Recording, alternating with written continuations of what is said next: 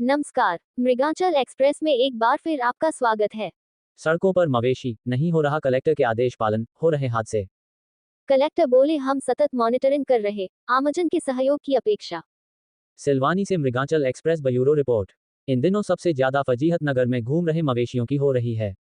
इनमें अधिकांश मवेशी पालतू हैं, लेकिन पशु मालिकों के पास इनके भरण पोषण की व्यवस्था नहीं होने के कारण इन्हें सड़कों पर छोड़ रखा है, जिससे यह अब आवारा मवेशियों में शामिल होकर कभी सड़कों तो कभी खेतों में घुस रहे हैं। लेकिन इन मवेशियों को लेकर अभी तक प्रशासनिक स्तर पर कोई ठोस प्रयास नहीं किए गए हैं। ऐसे में मवेशियों को ठिकाना नहीं मिल पा रहा है। कलेक्टर के आदेश के बाद भी सड़कों पर भारी संख्या में गोवंश सड़कों पर विचरण कर रहा है। आए दिन हादसे हो रहे, जिससे किसी की मौत तो कोई घायल हो रहा है। नगरीय क्षेत्र में सिलवानी में गौशाला भी नहीं है, वहीं कांजी हाउस बंद हो गए हैं। चरनोई की जमीनों पर बेतहाशा अतिक्रमण पसरने के कारण इन मवेशियों को उचित आशियाना नहीं मिल सका है। ऐसे में नगर के प्रमुख मार्गों की सड़कों को ही आशियाना बना रखा है। वहीं अपने आहार को लेकर यह खेतों में चौक चौराहे पर लगे घूरों पर पड़ी झूठन या गदंगी या खेतों में घुसकर फसलों को खाने लगते हैं।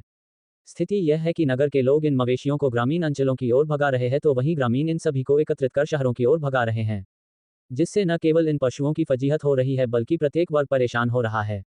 वहीं सड़क दुर्घटनाओं में यह मवेशी और वाहन चालक दोनों घायल हो रहे हैं।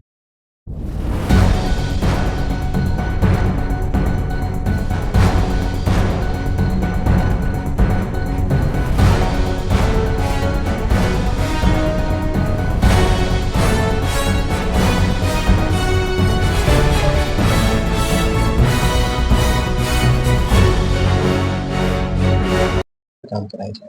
सर, सड़कों पर आपके आदेश के बाद भी गऊ भ्रमण कर रही हैं और एक्सीडेंट हो रहे हैं, इस संबंध में क्या सत्य है?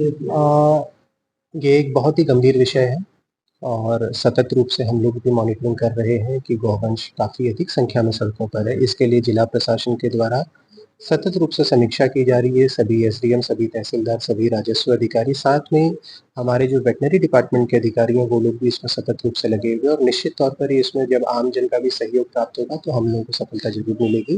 पर नियमित तौर से गौवंश को हटाने की कार्रवाई की जा रही है और गौशालाओं को भी अगर हम आज की डेट में देखें तो गौशालाएं हमारी फुल कैपेसिटी में रन कर रही हैं। जिले में कई सारी गौशालाएं, लगभग टोटल देखा जाए तो 60 गौशालाएं तो हमारी फुल स्केल में रन कर रही है।